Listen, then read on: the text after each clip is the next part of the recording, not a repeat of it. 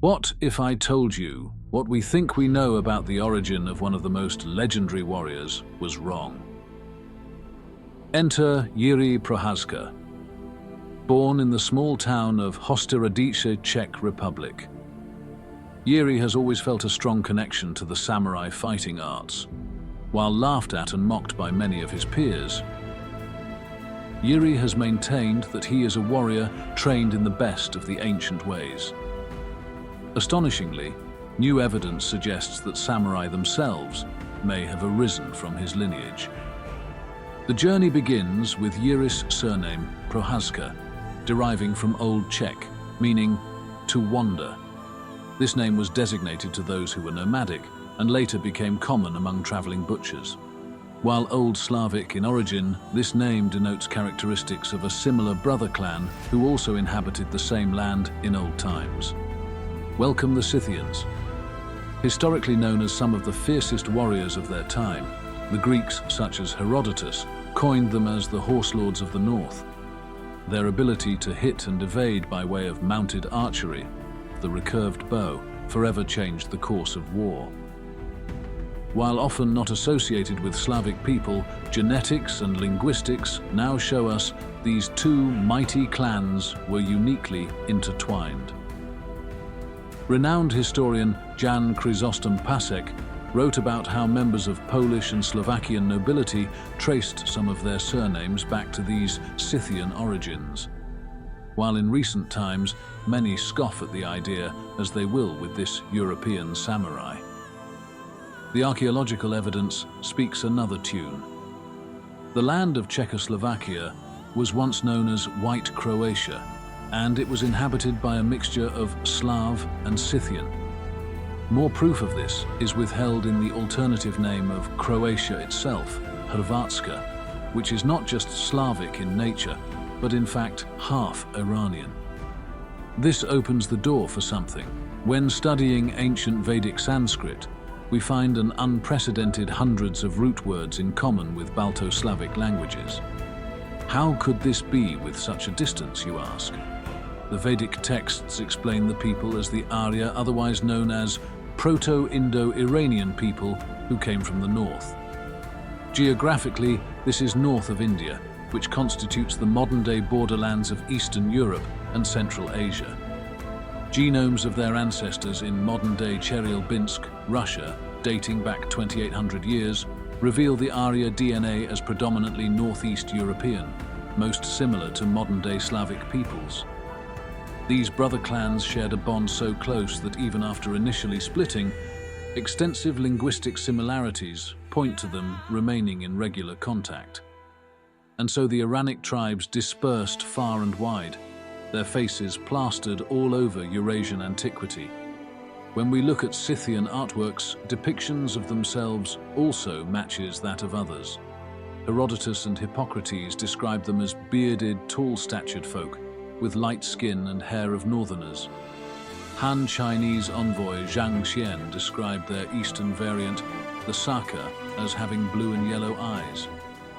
These nomads were renowned for their ingenious military tactics and colorful clothing, as depicted by ancient archaeological remains. But perhaps even more shocking and scarcely known is it was they who traveled across the entire Eurasian steppes first. From Greece to Ukraine, Kazakhstan to Mongolia, and beyond, we find their unique artwork and steles. The statues of their warriors decorate the grounds from Czechia to Japan. Wait, what? Japan? Yes, the Scythians were in Japan. In 3rd century AD Japan, we find their steles, the same ones from Europe, the familiar hand position and distinct faces. What's more, we find their figurines. The long bearded ones with the uniquely styled pointed hats that are scattered all across Eurasia from the Atlantic to the Pacific. 7,000 miles of Iranian artifacts adorn the grounds. It has been relatively shrouded in mystery who these people were, until now. The ancient East Asian sources used to write of the powerful kingdom of Kibi, and some archaeologists have remarked stark differences between them and the Japanese Yamato kingdom.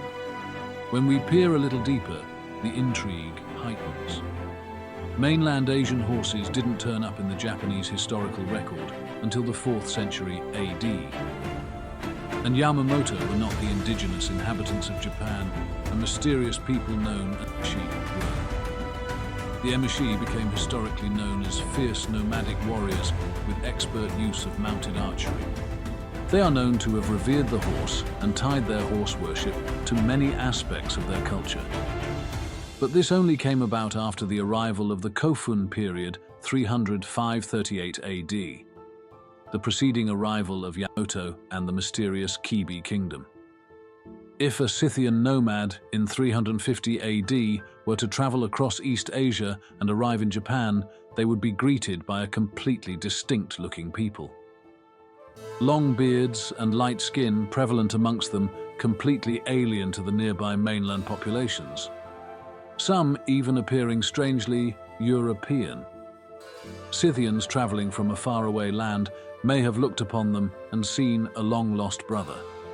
According to genetics, some of the Emishi and Ainu have lighter-colored hair and light eyes. This, coupled with facial alleles and paternal haplogroup C1a only found in Western Eurasians. If we take the artistic liberty of filling in the blank, it appears there was a transfer of technology and culture from the Iranian tribes into Japan. From guerrilla warlike tactics via mounted archery to nomadic lifestyles centered on horse worship. The parallels between Scythians and Emishi become glaringly apparent. Ancient records indicate the Emishi had formidable kingdoms, regularly defeating the Yamamoto Chinese-style foot soldier, fighting with dynamic mounted cavalry tactics on the battlefield. The Ki Kingdom vanishes from the record after the 4th century AD. The Japanese legend of Nihon Shoki relates that Ura, a giant with red hair, once ruled the kingdom of Kibi until he was slain by the prince Kibitsuhiko.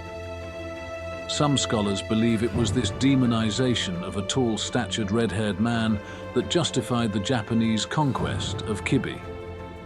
With their kingdom lost, it appears the remaining Scythians joined the native Emishi, teaching them their ways in an amazingly fast transfer of culture. The Emishi quickly adopted the Eurasian warrior lifestyle and valiantly defended their territory amidst the advancing Yamamoto kingdom.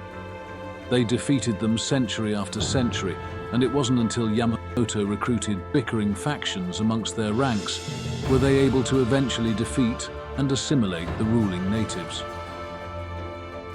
It was during this time period the Yamamoto Emishi mixed fighters began a new class of mounted warriors. Ultimately, the influences of Iranian warriors mixed with the ground fighting tactics of mainland Yamato emerged one of the greatest duelists in history, the samurai. So we owe you an apology, Jiri Prochazka. Your lineage has helped create one of the most legendary warriors of all time. Thanks for watching. If you enjoyed this video, please don't forget to leave a like, comment what surprised you the most, and subscribe.